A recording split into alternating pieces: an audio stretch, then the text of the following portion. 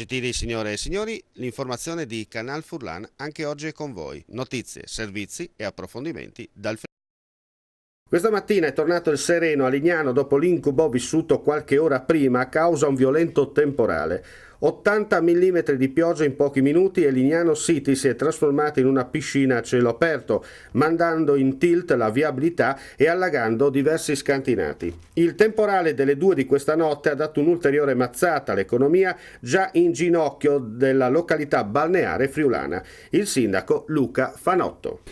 Diciamo che la scorsa notte la città ha subito ancora una criticità legata al maltempo perché ci sono state forti precipitazioni, in particolare sono caduti circa 105 ml di pioggia nell'arco di un'ora e un quarto e è chiaro che questo ha posto lo stato della città in un notevole disagio, in quanto si sono manifestati allagamenti sia sul suolo pubblico sia sul suolo privato, è mancata la luce in numerose strade della città però devo anche dire che il pronto intervento da parte della protezione civile, da parte dei vigili del fuoco, anche del distaccamento di Udine, dei carabinieri, della polizia locale ha cercato di arginare determinate situazioni.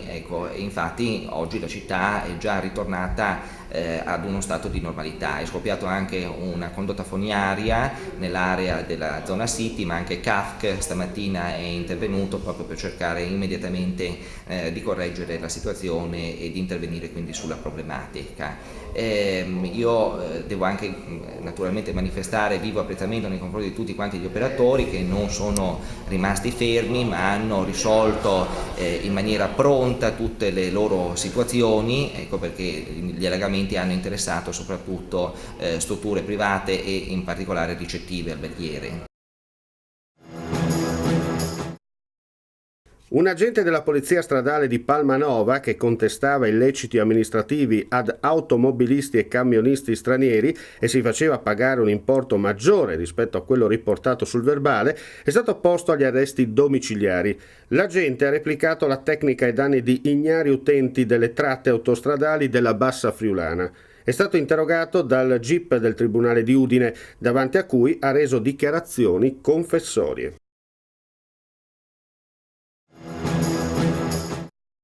È stato distrutto questa mattina su disposizione del Tribunale di Pordenone il campo di mais OGM di Fanna.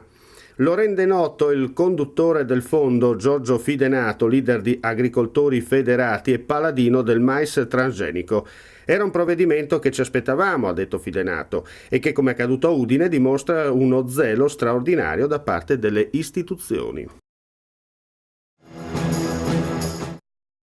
5 anni fa lei, consigliere, lanciava la proposta degli orti urbani, orti che adesso hanno una grandissima richiesta dato che siamo in tempi di crisi. Le cose sono cambiate? Sì, questi orti nascono proprio nei periodi di crisi, alla fine dell'Ottocento in Germania, si chiamano anche Schrebergarten in Germania, in onore di questo Schreber che era un industriale, il quale per aiutare le famiglie dei suoi dipendenti aveva concesso degli appezzamenti intorno all'industria che coltivassero le verdure.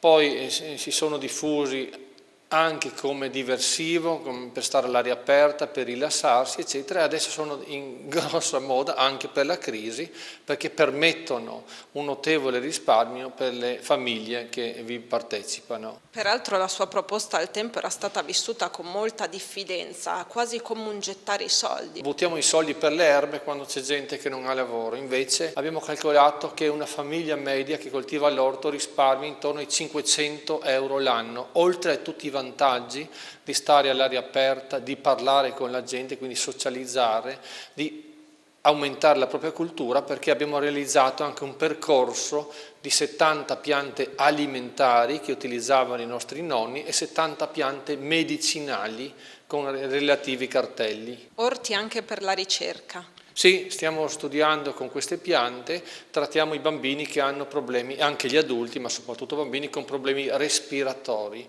per cui diciamo c'è tutta una serie di piante che coltiviamo e poi diamo alle famiglie e ai bambini che ne hanno bisogno. Con che criteri viene selezionata la location per un orto? Ci sono dei criteri, c'è un punteggio che prevede l'impossibilità di avere un proprio appezzamento, quindi sono favoriti quelli che abitano in un condominio, essere giovani, e avere voglia di fare e avere anche un reddito più basso. Procedura di messa in mobilità per 30 dipendenti della Dussmann per quanto concerne l'appalto di inservientato. Quali le preoccupazioni della CGIL e come state facendo fronte alla criticità? Le preoccupazioni sono che a fronte di un cambio di capitolato l'azienda Dussmann ha dichiarato la necessità di dover licenziare 30 persone su 90, quindi un terzo della forza lavoro attualmente occupata. La preoccupazione è che si perdano ulteriori posti di lavoro in un appalto pubblico, perché parliamo dell'ospedale di Udine. Ci sono stati numerosi incontri, l'ultimo ufficiale in sede di prefettura, quindi con anche l'assessore regionale, dottoressa Panaritti.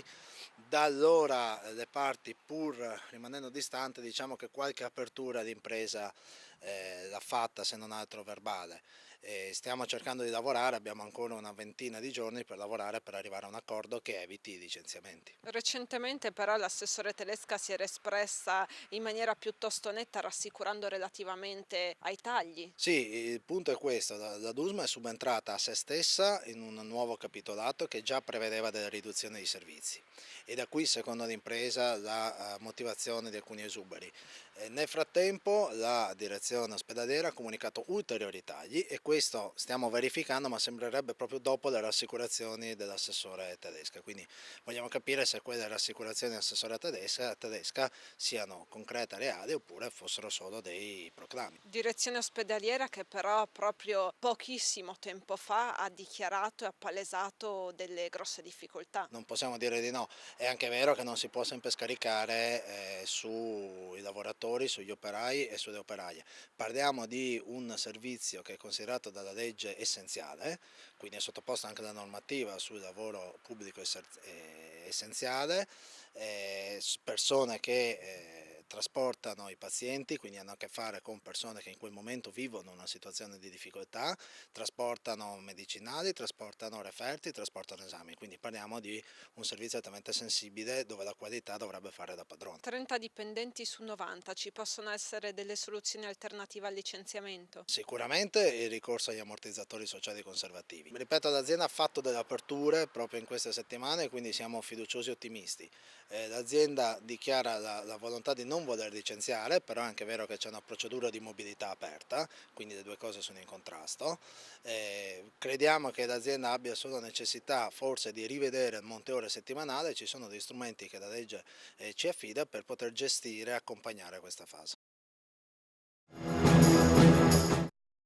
Previsioni del tempo per venerdì 22 agosto. Su pianura e costa avremo in prevalenza cielo da poco nuvoloso a variabile. Di notte e primo mattino non escluso qualche locale rovescio temporale. In montagna cielo da variabile a nuvoloso e nel pomeriggio sarà probabile qualche rovescio anche temporalesco. Sulla costa potrebbe soffiare prima Borino e poi Brezza.